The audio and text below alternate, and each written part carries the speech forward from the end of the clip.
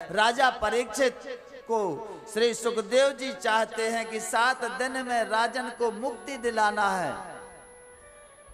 भागवत के अतिरिक्त और भी तो कार्य कर सकते थे। राजा परीक्षित के लिए यज्ञ करवा देते, बोलते राजन से, राजा इतने रुपया ले आओ, इतना सामान ले आओ, यज्ञ मंडप बनवाते, 7 दिन यज्ञ करवा देते, यज्ञ से मुक्ति दिलवा देते।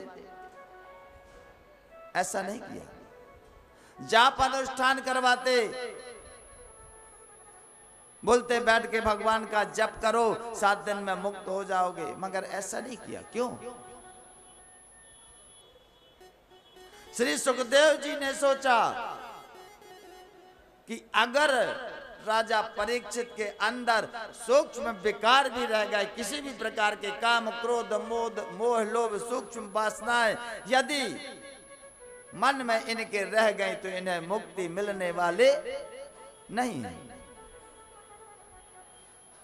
अरे सौभर्य ऋषि का कल इतिहास हमने बताया था। जल में डूब करके भगवत भजन किए, आंख और नाक बंद करके, आंख खुली तो वासनाओं का आक्रमण होगा, रोक नहीं पाए। विश्वामित्र ने 60,000 वर्ष तक आंख और कान को बंद करके तपस्या की, और जब आंख खुले तो मेनका में फंस गए। कहने का तात्पर्य कि सूक्ष्म वासनाएं मन में स्थित होती हैं, उन संस्कारों के द्वारा तुम्हारे अंदर उनका संचय होता है। उन्हें जब तक ना निकाला जाए तब तक ईश्वर की प्राप्ति होना संभव नहीं है, और वह तब निकल सकती है जब मन आपका पूर्ण रूप से ईश्वर में लीन हो जाए, तब वासनाओं का आक्रमण रुक जाएगा। इस प्रकार का विचार करके और श्री सूत जी महाराज ने राजा परीक्षित को भागवत कथा सुनाने का निर्णय लिया। इस राजा परीक्षित से कहते हैं कि राजन, अपने मन को रोक करके एकाग्र होकर के भागवत कथा में लगाओ। सबका कारण सभी संतों ने, सभी शास्त्रों ने एक मत होके यही कहा है कि बंधन का कारण है तो मन है। जिसकी कोई सत्ता नहीं, जिसका कोई अस्तित्व नहीं, वह तुम्हारे बंधन का कारण है। सोचो, मन की कोई स्वतंत्र सत्ता नहीं है, मगर ध्यान देना, मन एक नहीं होता है।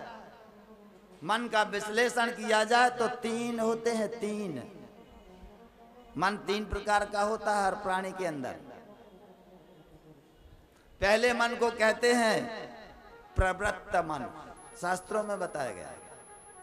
पहले मन को कहते हैं प्रवृत्त मन। यह मन पशु पक्षी सभी जीवों में होता है।